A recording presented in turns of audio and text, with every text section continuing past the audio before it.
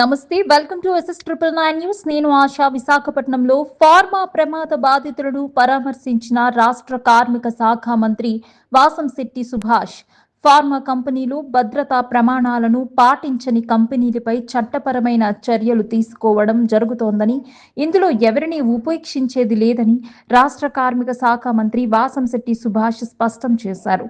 పరవాడ పరిధిలో ఉన్న జవహర్లాల్ నెహ్రూ ఫార్మసిటీలోని ఠాగూర్ ఫార్మా కంపెనీలో మంగళవారం జరిగిన ప్రమాద ఘటనలో గాయపడి షీలానగర్ కిమ్స్ ఐకాన్ హాస్పిటల్లో చికిత్స పొందుతున్న క్షతగాత్రులను రాష్ట్ర కార్మిక శాఖ మంత్రి వాసంశెట్టి సుభాష్ పరామర్శించారు. చికిత్స పొందుతున్న వారి పరిస్థితిని అక్కడ వైద్యుల్ని అడిగి తెలుసుకున్నారు. క్షతగాత్రులను ఒక్కొక్కరిని పరామర్శించి వారి యోగక్షేమాలను అడిగి తెలుసుకున్నారు. క్షతగాత్రులకు మెరుగైన చికిత్స అందించాలని వైద్యాధికారులను ఆదేశించారు. ప్రమాదంలో గాయపడి చికిత్స పొందుతున్న బాధిత కుటుంబ సభ్యులతో మాట్లాడిన మంత్రి ప్రభుత్వం తరపున అన్ని విధాల సహాయ సహకారాలు అందిస్తామని ధైర్యం చెప్పారు. జరిగిన ప్రమాదంపై కమిటీ వేసి ప్రమాదం జరగడానికి బాధ్యత అయిన వారిపై చట్టపరమైన చర్యలు తీసుకుంటామని, మళ్ళీ ఇటువంటి ప్రమాదాలు పునరావృతం కాకుండా చర్యలు చేపడతామని చెప్పారు. వైకాపా పార్టీ ప్రజల్లో లేనిపోని అపోహలు సృష్టిస్తున్నారని అన్నారు. ప్రమాదం జరిగినప్పుడు పార్టీలకు అతీతంగా ప్రజలకు సహకారం అందించాలి గాని పొండు మీద కారం జల్లేలా ప్రవర్తించకూడదన్నారు. కార్యక్రమంలో పెందుర్తి ఎమ్మెల్యే పంచకర్ల రమేష్ బాబు, కిమ్స్ వైద్యులు, సిబ్బంది పాల్గొన్నారు.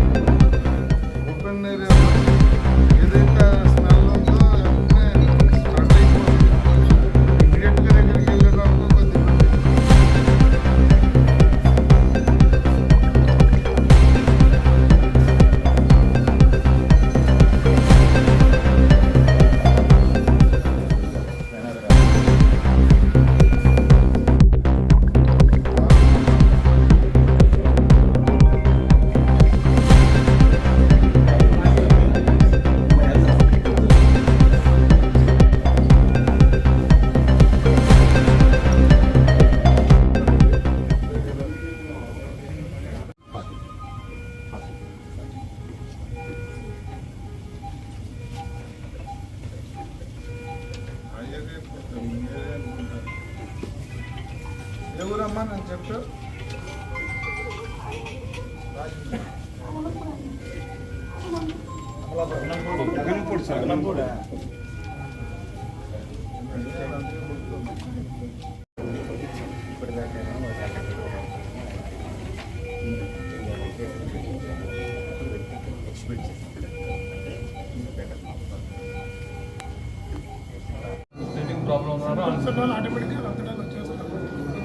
అంటే ఆ రోజు యాక్చువల్గా జరిగింది ఏంటంటే ఫస్ట్ ఇన్స్టెన్స్లో ఇక్కడికి వచ్చి అడ్మిట్ అయిపోయిన వాళ్ళు ఉన్నారు. అంటే వేరే హాస్పిటల్కి వెళ్ళి అక్కడ రిఫర్ చేసేసి అడ్మిట్ చేశారు. వచ్చిన తర్వాత ఆ నైట్, అది సేమ్ నైట్ మరొక 74 మంది క్రౌడ్ వచ్చారనమాట. ఆ 74 మంది మేము దగ్గరుండి స్క్రీనింగ్ ఏర్పాటు చేసి స్క్రీనింగ్ చేసాం. రాత్రి 10-11 స్క్రీనింగ్ చేసి ఆ స్క్రీనింగ్లో కాస్త సిమ్టమ్స్ ఉన్న వాళ్ళని వాళ్ళని చూస్తే వాళ్ళు అడ్మిట్ చేసుకోవడం కానీ అలా చేశారు. అనుమానంతో మిగతా వాళ్ళు కూడా కొంత ప్యానిక్ అంటే సార్ కలెక్టర్ గారు అందరూ కూడా మొత్తం ఎంప్లాయీస్ ఎంతమంది ఉంటే అంతమందికి స్కానింగ్ చేయించారు. జనరల్ షిఫ్ట్, బి షిఫ్ట్ ఉన్న వాళ్ళందరూ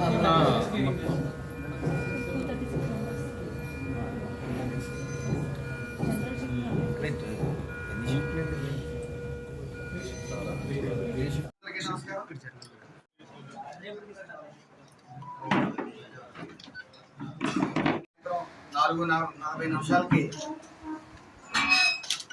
ఠాగూర్ ల్యాబొరేటరీ ప్రైవేట్ లిమిటెడ్లో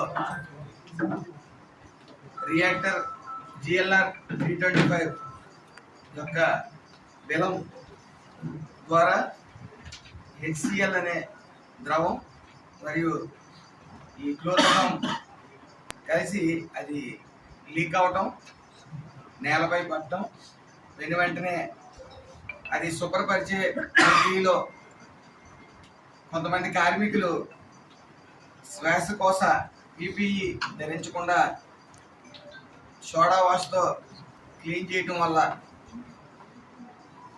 వెంటనే చూపించకపోయినా సుమారు నైట్ 12 గంటలకి ఈ శ్వాస తీసుకోవడంలో ఇబ్బంది కలగటం వల్ల వాళ్ళే ఇంటికి వెళ్ళిన తర్వాత వాళ్ళే హాస్పిటల్కి రావటం, తర్వాత ఇంచుమించు అక్కడ పవన్ సాయి హాస్పిటల్లో జాయిన్ అవ్వటం 12 గంటలకి, కొంతమంది తీవ్రంగా ఇబ్బంది పడటం వల్ల కిమ్స్లో జాయిన్ అవ్వటం, సుమారు ముగ్గురికి సీరియస్ అవ్వటం, అక్కడ పవన్ సాయి హాస్పిటల్లో ఒకరికి సీరియస్ అవ్వటం, అందులో భాగంగా ఇద్దరు చనిపోవడం కూడా జరిగింది. వాళ్ళిద్దరికి ఎక్స్గ్రేషియా 40 లక్షల రూపాయలు సదరు యాజమాన్యం ఈ కలెక్టర్ గారి చొరవతో, అలాగే స్థానిక ఎమ్మెల్యే గారి చొరవతో 40 లక్షలు ఎక్స్గ్రేషియా అనేది ఇవ్వడం జరిగింది. మిగతా అందరూ సేఫ్ జోన్లోనే ఉన్నారు. ఒక అతనికి కొద్దిగా క్రిటికల్గా ఉంది, కానీ మిగతా అందరూ సేఫ్ జోన్లోనే ఉన్నారు. సుమారు 26 మంది హాస్పిటల్లో జాయిన్ అవ్వటం. అయితే ముందు ఏదైతే 236 మందికి యాజమాన్యం ఈ స్క్రీనింగ్ టెస్ట్లు అనేవి చేయటం, అందరూ బాగానే ఉన్నారని చెప్పి తర్వాత మిగిలిన పంపడం, సుమారు ఇప్పుడు 20 మంది హాస్పిటల్లో ఉండటం జరిగింది. కొంతమంది డిశ్చార్జ్ చేయడం కూడా జరిగింది. నెగ్లిజెన్సీ అనేది ఉంది, ఖచ్చితంగా కొంత నెగ్లిజెన్సీ అనేది ఉంది, కానీ దాని మీద తగు చర్యలు తీసుకుంటాం. స్థానిక ఎమ్మెల్యే గారు వెంటనే స్పందించారు. నిన్నంతా ఇక్కడే ఉన్నారు, ఈరోజు కూడా ఇక్కడే ఉన్నారు, యాజమాన్యం కూడా ఇక్కడే ఉంది, అలాగే డైరెక్టర్ ఆఫ్ ఫ్యాక్టరీస్ గారు కూడా, ఈ వర్మ గారు కూడా ఇక్కడే ఉండటం జరిగింది. మరి నిన్న ప్రతిపక్షం లేని ప్రతిపక్ష పార్టీ ఏవో మాట్లాడుతూ వచ్చారు. వాళ్ళకి అసలు ఈ యొక్క కార్మిక శాఖ గురించి మాట్లాడే అర్హత అసలు లేనే లేదు. ఎందుకంటే గత 5 సంవత్సరాలు కార్మిక శాఖని గాలిలో వదిలేశారు. సుమారు 256 హై రిస్క్ ఫ్యాక్టరీలు ఉండగా 70 మంది సేఫ్టీ ఆడిటింగ్ గ్రూప్స్ ఉండగా ఒక 3 వాటికి 4 వాటికి వాళ్ళకి కావాల్సిన వాటికి ఈ థర్డ్ పార్టీ సేఫ్టీ ఆడిటింగ్ వాళ్ళకి ఇవ్వటం, వాళ్ళు తూతూ మంత్రంగా ఈ యొక్క పర్యవేక్షణ చేయడం ఇప్పటి వరకు కూడా యాక్సిడెంట్లకి అదే కారణం. నారా చంద్రబాబు నాయుడు గారు అక్కడికి రావటం, వెంటనే వసూధ మిశ్రా గారి నేతృత్వంలో రిటైర్డ్ IAS ద్వారా ఒక కమిటీ ఒకటి వేయడం, ఏదైతే పరిశ్రమల భద్రత పెరగాలి, పెంపొందించాలనే నెపంతో వాళ్ళు ఆల్రెడీ కమిటీ తిరుగుతూ ఉన్నారు. ఇటు విశాఖపట్నం అంతా వాళ్ళు తిరిగి తగు సూచనలు సలహాలు ఇచ్చారు. అలాగే చిత్తూరు శ్రీ సిటీ కూడా తిరగడం జరిగింది. అతి త్వరలో నివేదిక అనేది సీఎం గారికి అందజేస్తారు. తర్వాత దాని మీద ఒక రివ్యూ మీటింగ్ పెట్టి అది ఏం చేయాలనేది నిర్ణయం తీసుకోవడం జరుగుతుంది. అలాగే ముఖ్యంగా అసలు ప్రతిపక్షం వారు నిన్న చేసినట్టు వాళ్ళు నోటుకొచ్చింది మాట్లాడుతూ ఉన్నారు. వాళ్ళ గురించి చెప్పవలసి వస్తే ఈ భవన నిర్మాణ కార్మికులకి సంబంధించి ఈ డూప్లికేషన్ అనేది ఉందని 1214 అని జీవోని రిలీజ్ చేసి పూర్తిగా వాళ్ళ యొక్క పథకాలన్నీ నిలిపివేశారు. అలాగే ESI హాస్పిటల్స్ గురించి తీసుకుంటే సుమారు 14,50,000 మంది IP హోల్డర్స్ ఉండగా, ఇన్సూర్డ్ పర్సన్స్ ఉండగా, సుమారు 300 కోట్ల నుంచి 400 కోట్ల రూపాయలు ఈ యొక్క ప్రతి సంవత్సరం సెంట్రల్ గవర్నమెంట్ నుంచి మనకి ఫండ్ వస్తుంది. దాని నిమిత్తం ఈ యొక్క శాలరీస్కి అది ఇండెంట్లకి, మెడికల్ ఇండెంట్లకి మాత్రమే 150 కోట్లు 140 కోట్లు ప్రతి సంవత్సరం వాడి, మిగతాది నిరుపయోగంగా ఈ 5 సంవత్సరాలు 610 కోట్లు నిరుపయోగం వదిలేయడం జరిగింది. అంటే వాళ్ళకి ఎంత చిత్తశుద్ధి ఉంది అనేది తెలుస్తూ ఉంది. ఒక ఇటుకి కానీ ఒక ఇసుక కానీ ESI హాస్పిటల్లో గురించి పేర్చని వైన్.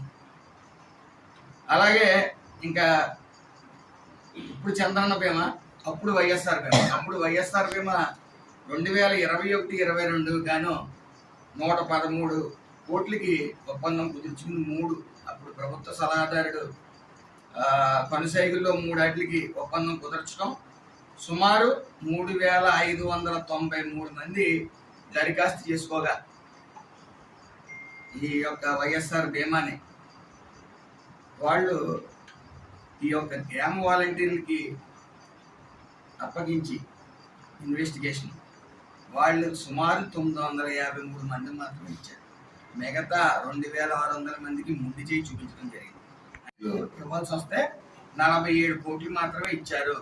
అంటే కార్మికుల చనిపోయిన పార్థివ శరీరాల మీద చిల్లర ఎరుకునే రకాలే. వాళ్ళు ఈరోజు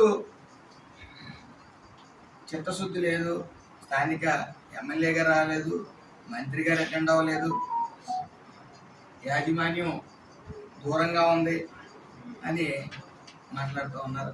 దయచేసి వాళ్ళకి మాట్లాడే అర్హత ఏ రకంగానే లేదు. అలాగే ఒక విచిత్రమైన సంఘటన ఏంటంటే సుల్లూరుపేట, నెల్లూరు జిల్లాలో సుల్లూరుపేటలో ఒక సంవత్సరంలో 48 మెడికల్ క్యాంపులు పెట్టారు. మరి అంత ప్రేమ ఏంటో నాకు తెలియదు, కానీ అందులో జనరల్గా మెడికల్ క్యాంపుల్లో ఒక ఐరన్, కాల్షియం టాబ్లెట్స్ మాత్రమే ఇస్తారు.